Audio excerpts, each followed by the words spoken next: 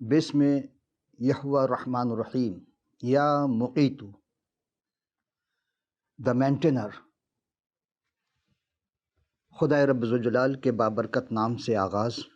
تمام حمد و ستائش اس رب الافواج کے لیے حقیق عرفان میں حقیقی خدائے قادر مطلق مقدس اور مبارک نام کو جلال دیتے ہوئے آپ تمام سامعین و ناظرین خدمت میں سلام اور خوش آمدید۔ عزیزم، آج آپ ششدر رہ رہے ہوں گے، حیران ہو رہے ہوں گے کہ آج میں نے قرآن شریف سے کوئی آیت کی تلاوت نہیں کی، کوئی آیت نہیں پڑھی، اور شاید آپ کے ذہن میں مرزا اسد اللہ خان غالب کا وہ مصرع یاد آ رہا ہوگا کہ یا الہی یہ ماجرا کیا ہے۔ آپ یقین جانیں کہ آپ سے پہلے میں خود بھی حیران تھا، پریشان تھا، چونکہ جو لفظ جو اسم صفاتی ہم آج سیکھنے جا رہے ہیں، قرآن شریف میں کوئی آیت ہمیں نہیں ملی، کسی بھی پارہ میں، کسی بھی سورہ میں کہیں کوئی آیت نہیں ملی۔ تو آپ تمام حفاظ اور قاری صاحبان سے گزارش ہے کہ آپ کی نگاہ یا آپ کے حافظے میں جب یہ بات آ جائے کہ یا مقیتو کس آیت میں ہے، کس پارے میں ہے، تو آپ ہمیں ضرور اس کی نشاندہی فرمائیے گا۔ خداوند آپ کو خوب برکت دے۔ تو وہ ذات جو اول بھی ہے، آخر بھی ہے، ظاہر بھی ہے، باطن بھی ہے، لامتناہی ہے، اسے کوئی شمار کرنا چاہے، اسے کوئی احاطے میں کرنا چاہے، انسانی عقل نہیں کر سکتی۔ اور یہی وجہ ہے کہ ہم حقیقی عرفان میں اسماء الحسنہ مظہر صفات خداوندی میں اب تک جتنے بھی اسم آپ کی خدمت میں پیش کر چکے ہیں، اس میں کچھ اسماء الہیہ میں جو قرآن میں واقع نہیں ہے، تو پھر ہم چلیں گے کسی دوسرے کتاب کی جانب کہ آخری اسم کہاں سے لیا گیا ہے۔ مقیت کے معنی ہے توانائی پیدا کرنے والا، قوت سے ہی سمجھے یہ لفظ بنتا ہے۔ اور جیسے جیسے ہم آگے چلیں گے تو پھر ہم یہ بھی سیکھتے چلیں گے کہ یہ لفظ کو ہم کہاں کا استعمال کر سکتے ہیں۔ لفظ مقیت یا اسم صفاتی مقیت، تو ہم دیکھتے ہیں کہ جب قرآن شریف میں ہمیں نہیں ملا تو پھر ہم ظاہر سی بات ہے آسمانی صحیفہ آسمانی کے دوسری جانب جائیں گے، لیکن اس کے ساتھ ساتھ ہم نے ایک اس مقیت کو یا مقیت کو جب قرآن میں نہیں ملا تو ہم نے فرز اللغات کے صفحہ 1275 میں دیکھا، اس میں 3 معنی مجھے ملے، اور وہ ہے یہ عربی صفت میں ہے روزی دینے والا، خوراک بخشنے والا، اور تیسرا ہے قوت اور توانائی دینے والا۔ عزیزم، قوت اور توانائی کون دیتا ہے؟ دیکھیں، توانائی کا آغاز یا توانائی جو ہے وہ ابتدا سے، ازل سے ہے، اور یہ اب تک رہے گی۔ وہی اول ہے، وہی آخر ہے، وہی الفا ہے، وہی اومیگا ہے، اور اسی نے توانائی کو خلق کیا ہے۔ ہم آج جو بھی چیز دیکھتے ہیں، جس سے حاصل کرتے ہیں، وہ تمام توانائیاں ہمیں جو ملتی ہیں وہ، لیکن اس کا منبع جو ہے وہ خدا کی ذات ہے۔ اور سب سے بڑی توانائی جو ہے، سب سے ذخیرہ جو ہمارے پاس ہے، وہ سورج ہے۔ وہ سورج کسی انسان نہیں بلکہ رب العالمین نے بنایا ہے۔ اور ہم آپ کی زحمت سماعت کتاب مقدس سورہ ہے پہلا تواریخ، اور اس کی جو رکو ہے 29 آیت نمبر 12۔ جناب داؤد علیہ السلام حمد کرتے ہوئے پروردگار عالم کی تعریف کے دوران یہ فرماتے ہیں، اور دولت اور عزت تیری طرف سے آتی ہے، اور تو سبوں پر حکومت کرتا ہے، اور تیرے ہاتھوں میں قدرت اور توانائی ہیں، اور سرفراز کرنا اور سبوں کو روز زور بخشنا تیرے ہاتھ میں ہے۔ یعنی سبوں کو زور بخشنا وہ بھی پروردگار کے عالم کے ہاتھوں میں ہے۔ عزیزم، ہم جب غور کرتے ہیں تو ہم اپنے اس دنیا میں جیسے جیسے انسان ترقی کے مراحل طے کر رہا ہے، مختلف توانائیاں اس کے سامنے آ رہی ہیں۔ سورج کی توانائی جس کو سولر سسٹم کہتے ہیں، ونڈز انرجی یعنی ہوا کے ذریعے ہم توانائی حاصل کرتے ہیں۔ پہلے زمانے میں بادبانی کشتی ہوا کے زور پر چلائی جاتی تھی، اس کو رخ کر دیتے تھے اور ہوا اس بادبان کے جو بادبان باندھتے ہوا کے ذریعے وہ کشتیاں وہ جہاز چل رہے ہوتے تھے۔ پھر ہم دیکھتے ہیں کہ جیو تھرمل ہم انرجی استعمال کرتے ہیں، زمینی توانائی ہے، زمین کے اندر جو حرارت پیدا ہوتی ہے اس سے ہم توانائی حاصل کرتے ہیں۔ اس کو عربی زبان میں الطاقت الحرارت الارضیہ کہتے ہیں۔ اور پھر ہم دیکھتے ہیں ہائیڈروجن توانائی، اس کو ہائیڈروجن توانائی بھی کہا جاتا ہے۔ فینڈل انرجی کے متعلق یعنی مد و جزر سے جب ہم اس جز سے توانائی حاصل کرتے ہیں اس کے بارے میں ہے۔ ویو یعنی کہ موج کے ذریعے ہم توانائی حاصل کرتے ہیں۔ پھر ہم دیکھتے ہیں کہ ہائیڈرولک توانائی بھی ایک حاصل کی جاتی ہے، جس کو ہر کے گھر کی توانائی کہا جاتا ہے۔ بایو ماس انرجی یہ ہے القطعۃ الحیاتیہ، یعنی حیات کے ذریعہ ہم ایک توانائی حاصل کرتے ہیں، اور پھر نیوکلر توانائی، اور اس کے بعد فوسل فیول اس کو کہا جاتا ہے جیسے ہم قدرتی گیس سے لیتے ہیں، آئل کے ذریعے لیتے ہیں، یہ ساری چیزیں ہم زمین سے حاصل کرتے ہیں اور پھر ہم اس توانائی کو لے کے چلتے ہیں۔ لیکن سب سے ابھی دور جدید میں جب ہم چل رہے ہیں، یہ سولر سسٹم جو ہمارے پاس ہے، یہ ہم شمسی توانائی سے ہر چیز کو حاصل کیے جا رہے ہیں، اور یہ سب سے بہترین کامیاب توانائی مانی جا رہی ہے، لیکن ابھی ہم اس میں کامیاب نہیں ہو پائے اس حد تک جیسا ہمیں مستقبل میں چاہیے، چونکہ بہت سے ذخائر ختم ہو رہے ہیں۔ پھر آپ دیکھیں گے زمین سے ہم کوئلہ حاصل کرتے ہیں، اس سے بھی ہم توانائی حاصل کرتے ہیں، مٹی کا تیل، یعنی وہ ساری چیزیں اس میں آ جاتی ہیں۔ اب ہم اس جانب آپ کی توجہ لے کے چلنا چاہتے ہیں کہ ہم دیکھتے ہیں کہ عزیزان محترم کہ توانائی ہمیشہ سے وجود میں ہے اور ہمیشہ رہے گی، اس کی حیت، اس کی شکل تبدیل ہوتی جا رہی ہے۔ جیسے ایٹم ہے، ایٹم کو ہم فنا نہیں کر سکتے، ختم نہیں کر سکتے، لیکن جب اس کو ہم انرجی توانائی جو کہا جاتا ہے، ہم جب اس کو دوسرے سمت میں لے جاتے ہیں، توڑتے ہیں اس کے ایٹم کو، تو وہ دوسری توانائی حاصل ہوتی ہے، دوسرا ایک شکل اختیار کر جاتا ہے، فنا نہیں ہوتا ہے۔ یہ کیوں؟ اس لیے کہ پروردگار عالم کے قانون ہے، اور ہم جو جسم میں جو چیز حاصل کرتے ہیں خوراک کے ذریعہ، وہ ہمیں توانائی ملتی ہے۔ اب غور کریں کہ خدائے ذوالجلال نے چوپایوں کے لیے کثرت سے گھاس اگائے، انسان کو کاشتکاری کے لیے گندم اور دوسری اناج مہیا کرتا ہے تاکہ وہ اپنے اور اپنے جانوروں کے لیے خوراک حاصل کرے۔ خوراک سے ہم توانائی حاصل کرتے ہیں۔ رفتہ رفتہ ہم دیکھتے ہیں کہ زمین سے معجزانہ طور پر خوراک حاصل کرتے ہیں۔ کیمیائی عمل سے انگور سے رس یا میوہ سے تیار کی جاتی ہے، جب انسان پیتا ہے تو اس کے دل کو خوشی اور فرحت بخشتی ہوتی ہے۔ آپ دیکھیں گے بعض مریض ایسے ہوتے ہیں، یا بچے یا ضعیف العمر اشخاص، جو کہ جن کو توانائی چاہیے لیکن وہ ٹھوس غذا نہیں کھا سکتے، تو ہم اس کو مائع کی شکل میں اس کو جوس نکال کر، عرق نکال کر ان کو پلاتے ہیں تاکہ ان کو توانائی حاصل ہو۔ اور توانائی پانی سے بہت زیادہ حاصل ہوتی ہے۔ جب انسان جیسے پانی ضائع ہو جاتا ہے، یرقان میں دیکھیں خون نہیں بنتا ہے، تو اس کو انار دیتے ہیں تاکہ اس کو توانائی ملے۔ یعنی اصل چیز ہے کہ انسان کو زندہ رہنے کے لیے رب العالمین نے توانائی عطا کی، اور ساری چیزیں اس خدائے قادر مطلق کے وسیلے سے ہمیں ملتی ہیں۔ زیتون سے ہم تیل حاصل کرتے ہیں، لیکن ہم دیکھتے ہیں کہ اور بھی بیج ہیں، جیسے کہ سورج مکھی ہے جس کو سن فلاور کہا جاتا ہے، ہم اس سے بھی تیل حاصل کر رہے ہیں۔ یعنی روغنیات کو حاصل کرنے کے لیے، توانائی جس میں پہنچانے کے لیے ہمیں دور جدید کے مطابق مختلف چیزیں استعمال کر رہے ہیں۔ لیکن عزیزو، یہ سارے صحت بخش اور لذیذ تو ہیں۔ اناج سے روٹی بنتی ہیں جو انسان محنت و مشقت سے حاصل کرتا ہے تاکہ اس کو طاقت ملے اور وہ توانائی سے مزید آگے جائے۔ عزیز، ہم یہاں ایک اور چیز جناب یسائی نبی کے صحیفے کی ایک بات آپ کی خدمت پیش کر رہے ہیں۔ یہ 45ویں باب کی 24ویں آیت ہے۔ میرے حق میں ہر ایک کہے گا یقیناً خداوند ہی راست بازی اور توانائی ہے۔ یعنی خدا ہی کی جانب سے راست بازی کی جاتی ہے۔ آپ دیکھیں گے کچھ لوگ کمزور ہو جاتے ہیں تو ان کو ایک ورد بتایا جاتا ہے کہ یا قویوں کا ورد کرو، تمہارے ذہن میں توانائی آئے گی، تمہارے جسم میں توانائی آئے گی۔ بے شک، لیکن کھانے سے اور ان تمام چیز سے ہم جو حاصل کرتے ہیں وہ ہے توانائی جو خدا کی طرف سے ہے۔ زبور شریف اس کے 35ویں باب کی رکوع کی 68ویں آیت میں ہے کہ اے خدا، تو اپنے مقدسوں میں محیب ہے، اسرائیل کا خدا ہی اپنے لوگوں کو زور اور توانائی بخشتا ہے۔ یعنی کہ دیکھیں، کہیں بھی ہم کسی آیت کو اٹھاتے ہیں تو اس میں توانائی، زور عطا کرنا، یہ پروردگار عالم کی ہی کے ذریعے ہم تک ملتی ہے، چونکہ وہ قوی ہے۔ خدا مبارک ہو، وہ اپنے مقدس مقامات میں محیب ہے، تاہم وہ اپنے لوگوں کو زور اور توانائی بخشتا ہے۔ ایسے زور اور توانائی، دیکھیں کسی چیز کو ہم حرکت میں لانے کے لیے توانائی کا استعمال کرتے ہیں، اور کسی حرکت والی چیز کو روکنے کے لیے ہمیں توانائی اس سے زیادہ طاقت میں لگانی پڑتی ہے، تو ہم اس کو استعمال کرتی ہیں۔ ہم فزکس وغیرہ میں پڑھ چکے ہیں، آپ بھی پڑھ چکے ہوں گے، لیکن ہم ایک اور توانائی آپ کی سمت میں لے جانا چاہتے ہیں، اس طرف توجہ دینا چاہتے ہیں کہ بنی اسرائیل 40 سال تک بیابان میں تھے۔ اس بیابان میں پروردگار عالم نے جو انہیں خوراک مہیا کیا تاکہ ان کے جسم میں توانائی آئے۔ رات دن میں سخت گرمی ہوتی تو رات میں سخت سردی، تو پروردگار نے ان کو رات کے لیے ایک آگ کا سما پیدا کیا تاکہ ان کو جسم کو نقصان نہ پہنچے، اور وہ آگ کے ذریعے حرارت لیتے تھے، چونکہ رات سردی بہت ہوتی تھی۔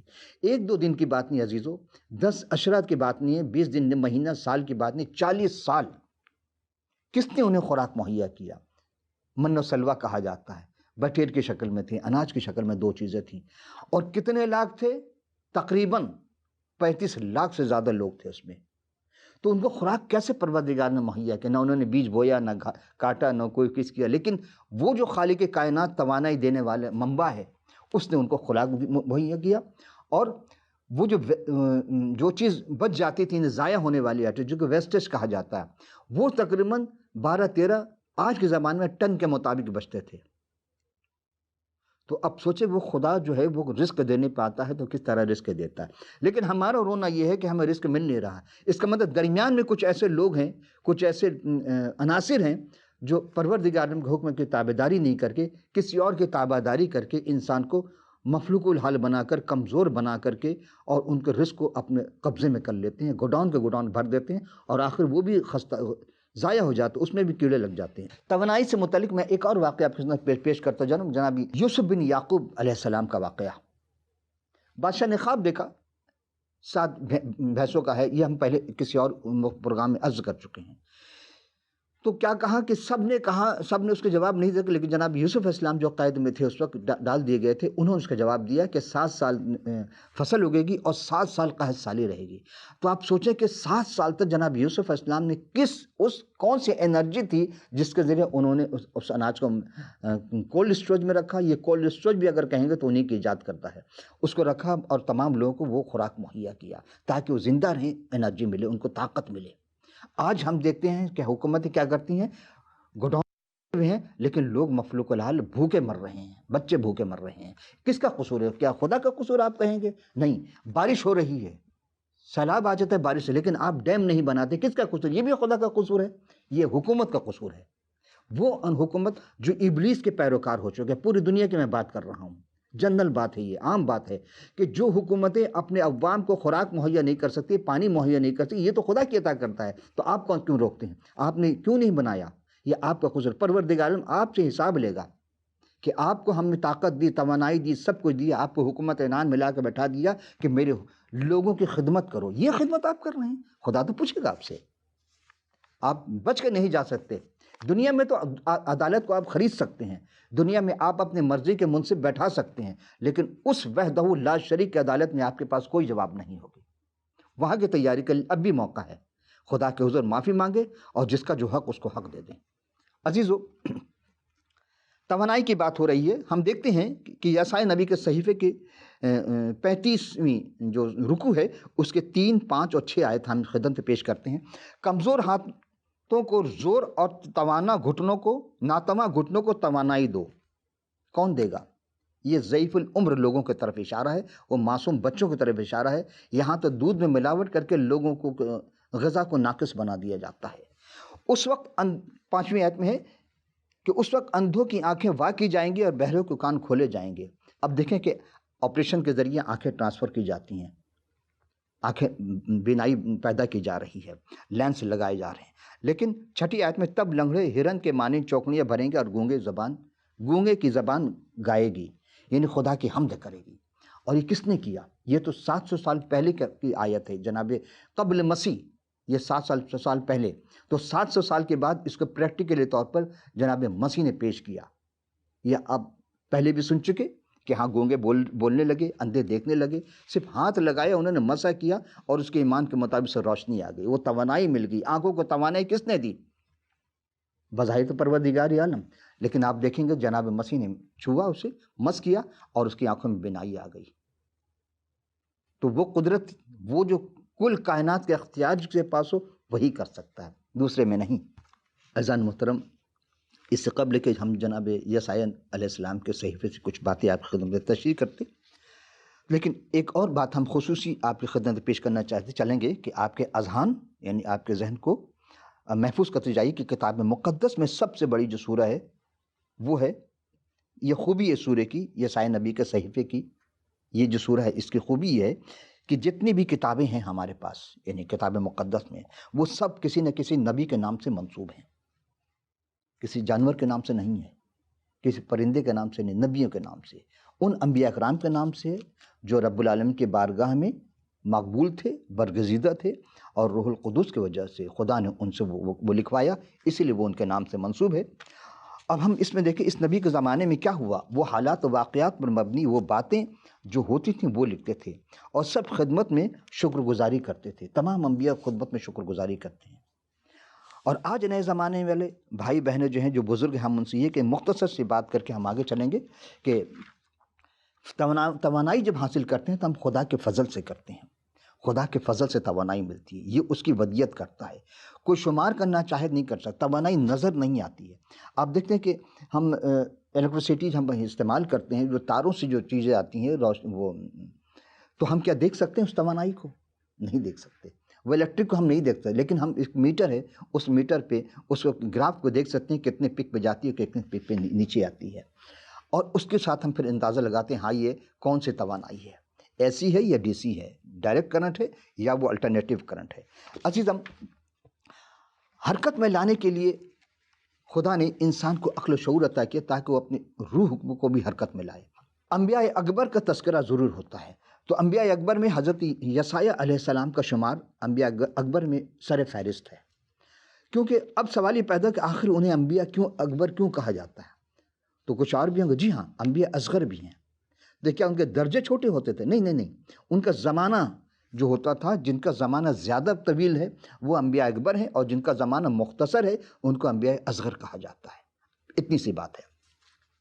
تو نبوت کا زمانہ دورانیہ جو ہے وہ طویل اور مختصر ہونے کی وجہ سے ان کو کہا جاتا ہے۔ تو جن کا طویل تھا وہ جب انبیاء اکبر، اور جن کا چھوٹا مختصر تھا ان کو انبیاء اصغر کہا جاتا ہے۔ تو جناب یسایہ کا نام کیا تھا؟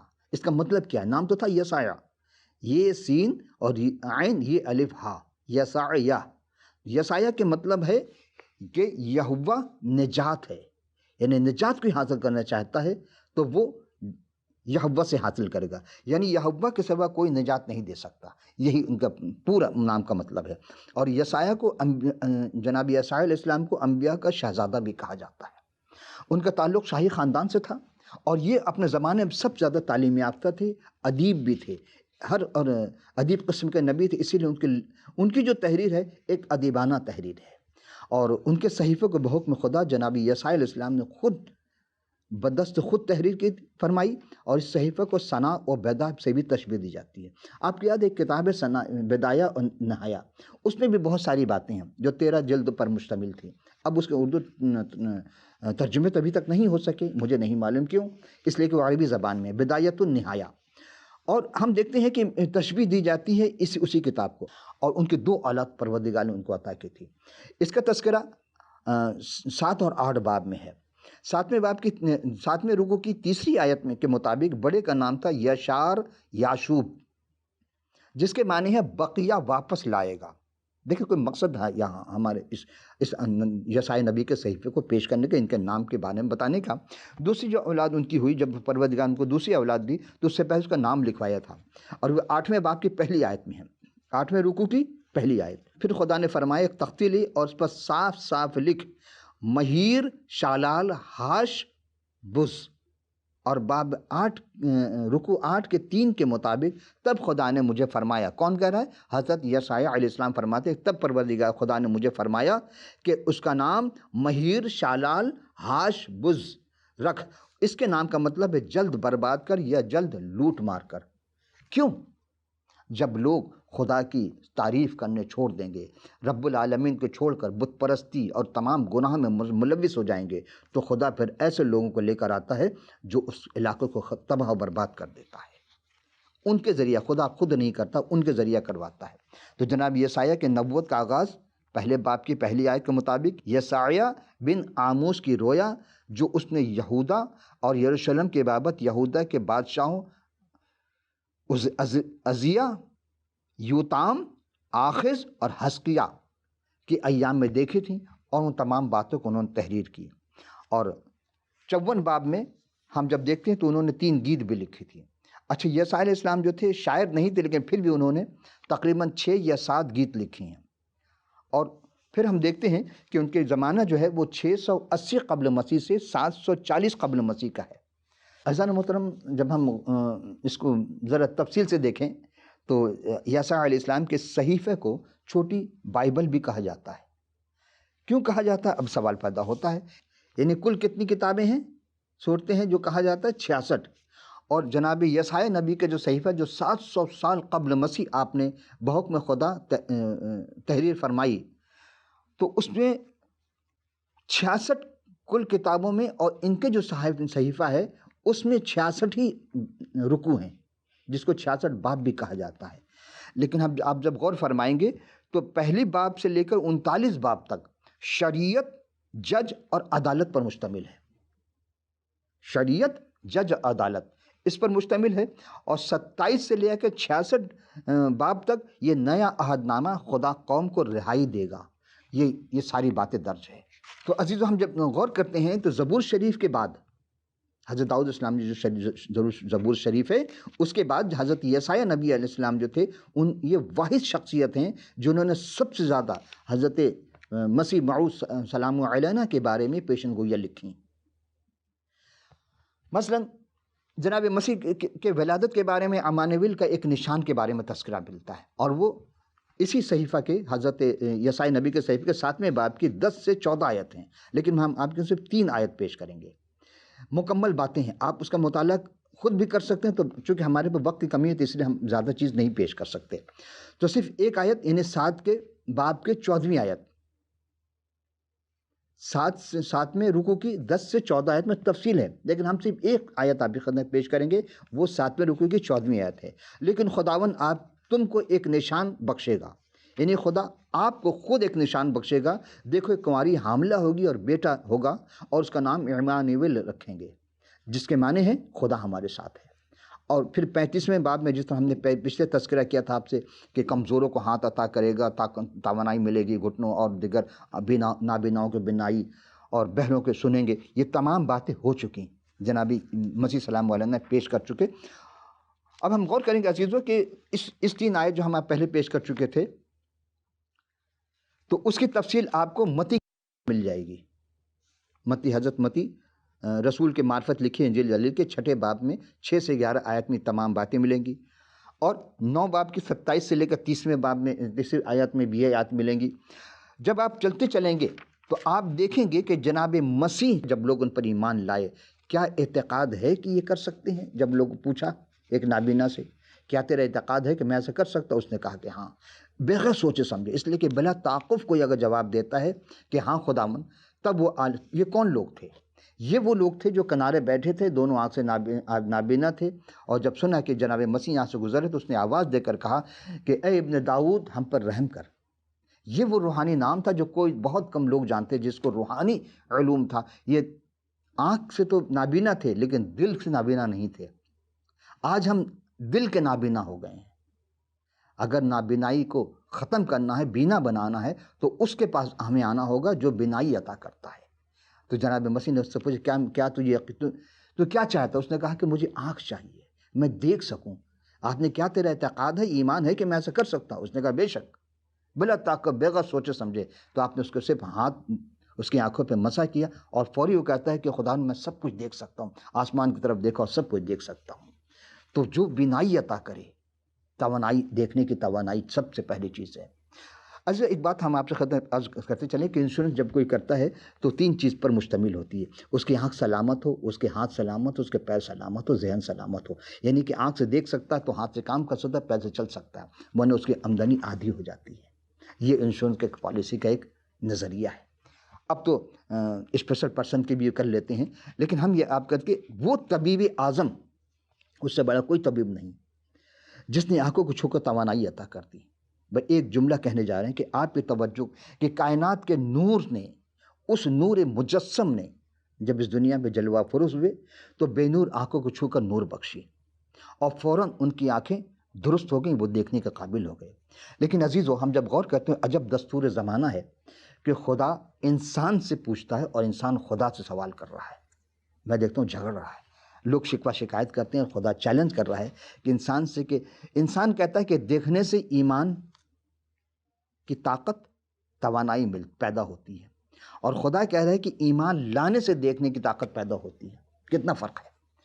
انسان کہہ رہا ہے کہ دیکھنے سے اس کو ایمان ملتی ہے، ایمان کی توانائی آتی ہے، اور پروردگار کا یہ کہنا ہے کہ جب ایمان لاؤ گے تو تم دیکھنے کی طاقت تمہیں ملے گی۔ ہے مختلف، دونوں کا چلنا تھی جگہ. لیکن جناب مسیح نے کہا کہ نہیں، جس کے پاس ایمان تھا، وہ جو اندھا تھا بیچارہ، دونوں آنکھوں سے نابینا تھا، اس کی ایمان کی وجہ سے لوگوں کو شفا ملی، لوگ دیکھنے لگے، لوگ چلنے لگے، لوگ دوڑنے لگے اور لوگ صحت یاب ہو گئے. ایمان کی وجہ سے توانائی ملی کہ مردے کو زندہ کر دیا، ایمان کی وجہ سے.